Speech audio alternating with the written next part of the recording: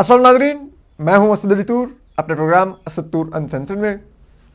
आज हम आपको खबर बताएंगे। एक तो इमरान खान साहब की सज़ाओं की हैट्रिक मुकम्मल हुई। एक हफ्ते में उनको 3 सज़ाएं मिली हैं।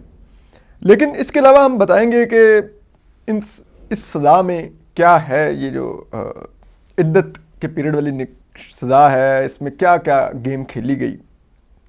जबकि इसके अलावा हम आपको ये भी बताएंगे कि इमरान खान साहब को अभी मजीद 3 कौन से केसेस में सजाएं होने जा रही हैं। और जो एक और हम आपको खबर बताएंगे, वो जो अकाउंटेबिलिटी कोर्ट के जज हैं मोहम्मद बशीर, वो अब लोगों को क्या कहते फिर रहे हैं। ये भी ज़रा इंटरेस्टिंग खबर है और वो कैसा महसूस कर रहे हैं, ये ज़रा आपको हम बताएंगे।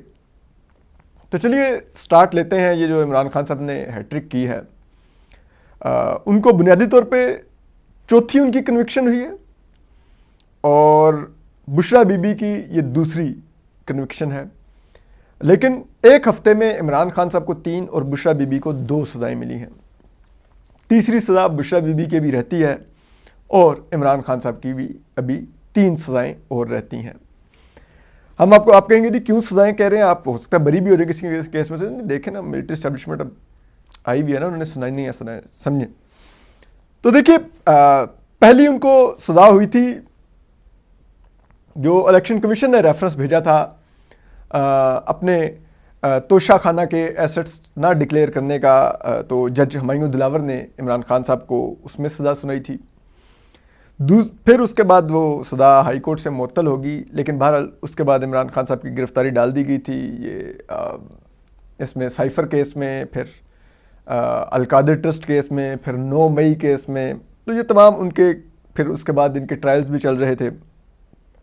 फिर इमरान खान साहब को पहले सजा सुनाई गई साइफर केस में 10 साल की। फिर सुनाई गई इसमें जो तोशाखाना करप्शन केस है उसमें 14 साल की। और अब उनको इद्दत में निकाह करने पर बुशरा बीबी से उनको सजा सुनाई गई है 7 साल। पहली सजा जज हुमायूं दिलावर ने सुनाई थी तोशाखाना केस में इलेक्शन कमीशन की तरफ से जो था।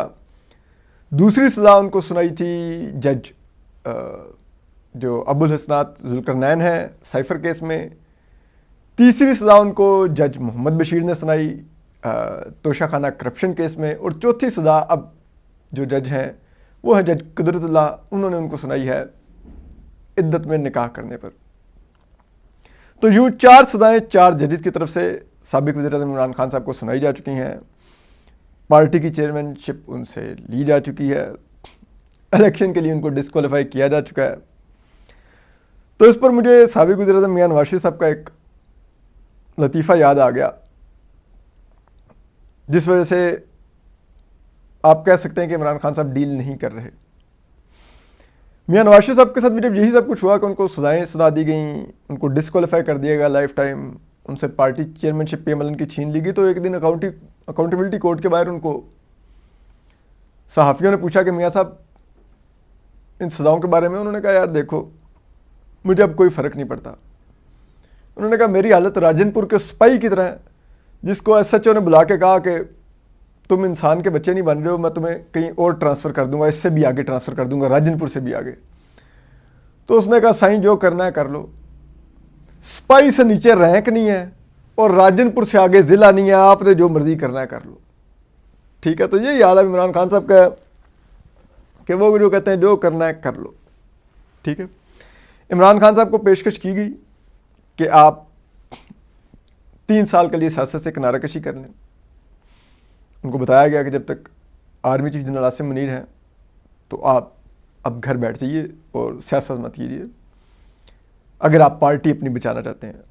तो वो इमरान खान साहब ने रिफ्यूज़ कर दी। फिर ये सब कुछ जो होता रहा, इसमें जो मुज़ाकरा, और उनको कहा गया कि जो आपके लोग पार्टी नहीं छोड़ रहे लेकिन वो मेन फेसेस हैं, वो भी माफ़ी मांग के घर बैठ जाएं कुछ अर्से के लिए। तो वो भी खान साहब ने इनकार की। और इस सिलसिले में जो एक और जो अहम मुलाकात है वो बुशरा बीबी की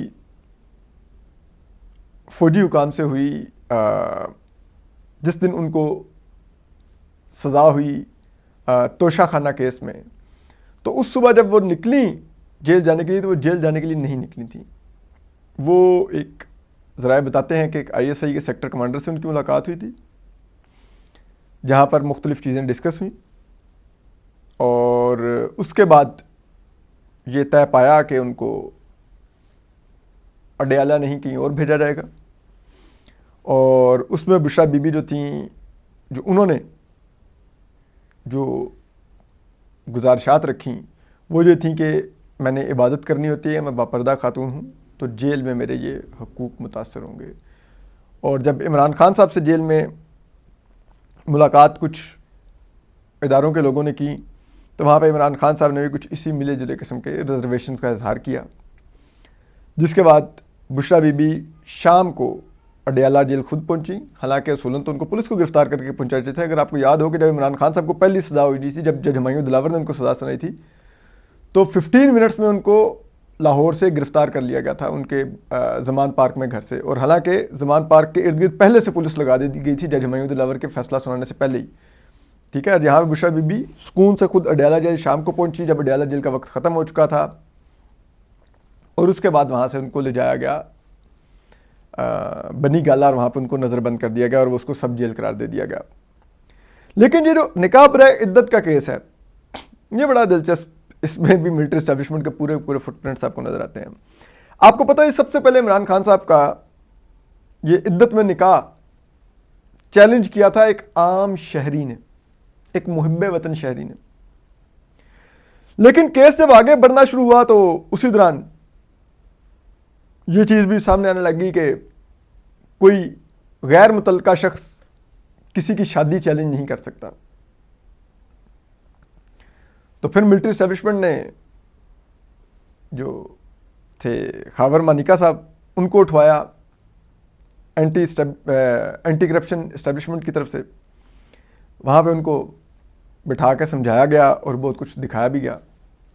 اور پھر جو ہی چھوڑا گیا تو انہوں نے آ کے جو عام شہری تھا، لیکن ایک ایسا کو انسیڈنس ہے کہ جس دن خاور مانیکا باہر آتے ہیں اسی دن عام شہری نکاح برائے عدت کے خلاف اپنی پٹیشن واپس لے لیتا ہے. ٹھیک ہے، اور اگلے دن خاور مانیکا پٹیشنر بن جاتے ہیں، وہ نئے سرے سے چیلنج کرتے ہیں. ٹھیک ہے، اب عام شہری کو کس نے کہا کہ اب آپ پٹیشن واپس لے لیں، آپ کی ضرورت نہیں ہے، ہم نے اصل بندہ تیار کر لیا ہے جو اب متعلقہ فریق بنے گا اس کیس کے اندر. یہ تو آپ سمجھ سکتے ہیں نا، اسٹیبلشمنٹ کے کام تھے. اور پھر خاور مانیکا صاحب نے وہ رونے شروع کر دیے کہ عمران میرے گھر آتا تھا، میں کبھی سوچ نہیں سکتا تھا اس شخص نے میرا گھر اجاڑ دیا. بشرا کو میں نے کہا پنکی، تو وہ پھر پنکی کو کی شادی کو چیلنج کرنے خاور مانیکا صاحب پہنچ گئے. اور پھر موصوف نے وہ ملازم اپنا لطیف بھی لے گئے، جس نے بہت ہی غلیظ قسم کے ادھر الزامات لگائے کمرہ عدالت میں، جو ظاہر کرتا تھا کہ پاکستان کی اسٹیبلشمنٹ کس نچلے درجے پر گر سکتی ہے اپنے مخالف کو کچلنے کے لیے. اس سے زیادہ پستی کیا ہو سکتی تھی. لیکن بہرحال اب اسٹیبلشمنٹ کے اتحادی بڑے بڑے پرنسپل لوگ بن گئے ہیں، جو بہت اصول پرست بنتے تھے، وہ اب سارے اسٹیبلشمنٹ کی جیب میں ہیں. چیف جسٹس قاضی فائز عیسیٰ سے لے کے تو ہمارے بڑے بڑے سول سپریمیسی کے چیمپئن صحافی سارے فوج کی جیب میں. اب کیا کہیں، اب تو انہی کے تحت یہ عدلیہ اس قسم کے کام کر رہی ہے. لیکن خیر ہے، ان کو کیا فکر، وہ تو ان کو تو جو اب کام دیا جائے گا مال آرڈر پہ ان سے لگوایا جا سکتا ہے. ان سب لوگوں سے، ان صحافیوں سے خبریں مال آرڈر پہ لگوائی جا سکتی ہیں، عدلیہ سے آرڈر پر فیصلے لگوائے جا سکتے ہیں. تو یہ تو اب ایک وہ بیکری بن گئی ہیں کہ ٹھیک ہے، اپنے فنکشن پر مال ہم سے تیار کروائیے آرڈر پر. تو بہرحال اب جبکہ پاکستان کی سپریم کورٹ کے بارے میں اب ویسے لکھ کے لگا دینا چاہیے تہذیب بیکری یا فریسکو سویٹس، مال آرڈر پر تیار کیا جاتا ہے. تو خیر اینی وے، تو اب یہ سب کچھ کر دیا گیا اور پھر بات آگے بڑھی. اب اس کے بعد عمران خان صاحب کو 7 سال سزا سنا دی گئی ہے. اب وہ اس کیس میں تو مجموعی طور پر ان کو 31 سال سزا سنائی جا چکی ہے. اور جو ظاہر بات ہے ایک ساتھ ہی چلیں گی تو 14 سال تو کم از کم اب بتایا جا رہا ہے کہ ان کو اندر رکھا جائے گا، جو کہ رکھا نہیں جائے گا آف کورس، وہ آ جائیں گے الیکشن کے بعد باہر۔ دوسری جو 3 سزائیں عمران خان صاحب کی بھی باقی رہتی ہیں، ایک ہے 190 ملین پاؤنڈ کا القادر ٹرسٹ کا کیس، جو انہوں نے پاکستان کے دوسرے سب سے بڑے قبضہ مافیا ملک ریاض سے زمین لی تھی، تو اس کیس میں ان کو سزا بھی ہونی ہے، وہ ٹرائل چل رہا ہے۔ پھر ایک اور ان کو سزا ہونی ہے، اس میں 9 مئی حملہ کیس میں ان کو سزا ہوگی، یہ دوسری سزا ہوگی۔ اور تیسری جو ان کی سزا آخری رہ جائے گی، وہ الیکشن کمیشن نے جو ان پر توہین الیکشن کمیشن کی فرد جرم عائد کر رکھی ہے، تو اس میں ان کو سزا ہوگی، ٹھیک ہے۔ تو یہ 3 سزائیں ان کی باقی ہیں، اور یہ بھی آنے والے دنوں میں ہو جائیں گی، اور یہ تب ہوں گی جب ان کیسز میں ان کی سزائیں معطل ہونے لگ جائیں گی، جو سزائیں ان کو سنائی جا چکی ہیں، تو پھر اگلی سزائیں سنا کے ان کو اندر رکھا جائے گا۔ اور یہ تمام ایک اسکرپٹ ہے جس کے تحت یہ سزائیں ہو رہی ہیں۔ حالانکہ اس میں سے میں سمجھتا ہوں 2 کیسز بڑے اسٹرانگ ہیں عمران خان صاحب کے خلاف، اور ان میں واقعی بہت زیادہ سنگین قسم کے عمران خان صاحب نے حرکتیں کی ہوئی ہیں۔ ایک یہ القادر ٹرسٹ والا، اور دوسرا توشہ خانہ کے تحائف بیچنے والا۔ تو اب ذرا آگے آتے ہیں کہ عمران خان صاحب کا اب سزائیں تو ہو گئیں، تو کیا عمران خان صاحب کا اب مستقبل ختم ہو گیا؟ تو ایسا تو نہیں ہے، ٹھیک ہے، مستقبل تو ان کا ابھی بھی باقی ہے۔ لیکن جو ان کو سزائیں سنانے والے ججز ہیں، ان میں سے ایک جج ہیں جج محمد بشیر۔ یہ ماشاءاللہ نون لیگ کے دور میں نون لیگ کی طرف سے اکاؤنٹیبلٹی کورٹ میں تعینات ہوئے، اور انہوں نے نون لیگ کے وزیر اعظم میاں نواز شریف صاحب کو سزا سنائی، قید کی، الیکشن سے کچھ دن پہلے، یعنی کہ 6 جولائی کو، جبکہ 23 جولائی کو الیکشن تھے 2018 میں۔ تو انہوں نے اس الیکشن کو رگ کرانے میں اپنا بھرپور کردار ادا کیا، جتنی ان کی حیثیت تھی۔ اب انہوں نے 8 دن پہلے عمران خان صاحب کو الیکشن سے انہوں نے توشہ خانہ کیس میں سزا سنائی ہے، 1.5 ارب جرمانے اور 14 سال قید کی۔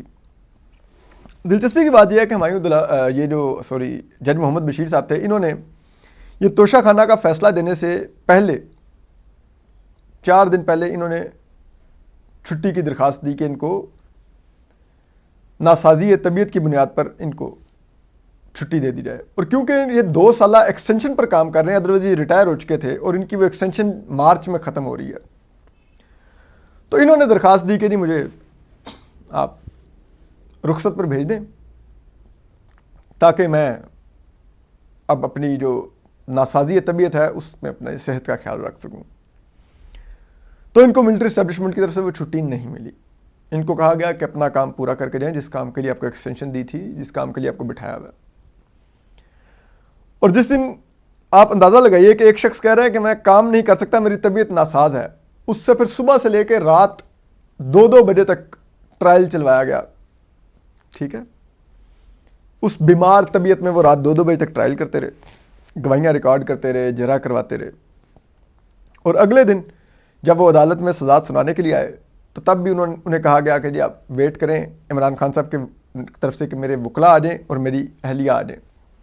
تو انہوں نے تھوڑی دیر ویٹ کیا اور انہوں نے کہا کہ میری طبیعت خراب ہے، میں ابھی سزا سنا کے جا رہا ہوں۔ انہوں نے سزا سنائی اور اٹھ کے کمرہ عدالت سے چلے گئے، اور اب انہوں نے دوبارہ سے درخواست دی ہے کہ مجھے رخصت دے دی جائے، میں مارچ میں ریٹائرمنٹ تک جو میرا مہینہ رہ گیا تقریباً، وہ میں ذرا اب آرام کر لوں۔ اور وہ ذرا یہ کہتے ہیں کہ وہ اپنے قریبی لوگوں سے یہ کہتے ہیں کہ وہ ڈپریشن کا شکار ہو رہے ہیں، اور اس ڈپریشن کی بنیاد پر ان کی صحت بھی خراب ہو رہی ہے۔ اب اس بنیاد پر وہ نہیں چاہتے کہ یہ جو القادر ٹرسٹ ہے وہ کیس کی سماعت بھی وہی کر رہے ہیں، 190 ملین پاؤنڈ والی، جو عمران خان صاحب کے خلاف اور بشرا بی بی کے خلاف کیس ہے۔ تو وہ چاہ رہے ہیں کہ بس ان سے ایک کام کروا لیا گیا، عمران خان صاحب کو سزا دلانے کا، دوسری نہ دلوائی جائے۔ وہ اپنے قریبی ذرائع کہتے ہیں کہ حلقوں سے اس کا اظہار کرتے ہیں اور کہتے ہیں کہ مجھے بس چھٹی مل جائے، میں نے بس بہت کر لیا، اب مجھے معلوم نہیں کہ میں نے خدا کو کیا روپ دلوانا ہے، کیا روپ دکھانا ہے اپنا، کیا منہ دکھانا ہے، اور میری زندگی پتہ نہیں کتنی باقی ہے۔ اور دیکھو وہ آخر میں جج ارشد ملک بھی معافیا مانگتا دنیا سے چلا گیا کورونا سے، اور میری پتہ نہیں کتنی باقی ہے۔ اور میرے سے پہلے نواز شریف صاحب کو غلط سزا سنوائی گئی، اب ایک اور غلط سزا سنوائی گئی، تو میں کیا میری لیگیسی ہوگی، میں کیا بعد میں یاد رکھا رہوں گا اپنے دوستوں عزیز و اقارب میں۔ تو میں اب بس چاہتا ہوں کہ میں بس گوشہ نشین ہو جاؤں۔ لیکن وہ اسٹیبلشمنٹ ظاہری بات ہے، آپ اگر ایک دفعہ ان کے آربٹ میں چلے جائیں تو وہ یوں آپ کو باہر نہیں جان دیتے، وہ تمام گندے کام آپ سے کروا کے پھر آپ کو ٹوائلٹ پیپر کی طرح پھینکتے ہیں۔ تو جج محمد بشیر چھٹی مانگ رہے ہیں، اپنے قریبی عزیز و اقارب میں اپنی ریزائنمنٹ کا اظہار بھی کر رہے ہیں، لیکن پبلک کچھ نہیں کہہ سکتے پبلکلی، تو ذرائع ہمیں بتا رہے ہیں، ہم سن رہے ہیں یہ کہانیاں، دیکھتے ہیں کیا ہوتا ہے۔ تو رونق لگی ہوئی ہے، اپنا خیال رکھیے، اللہ حافظ۔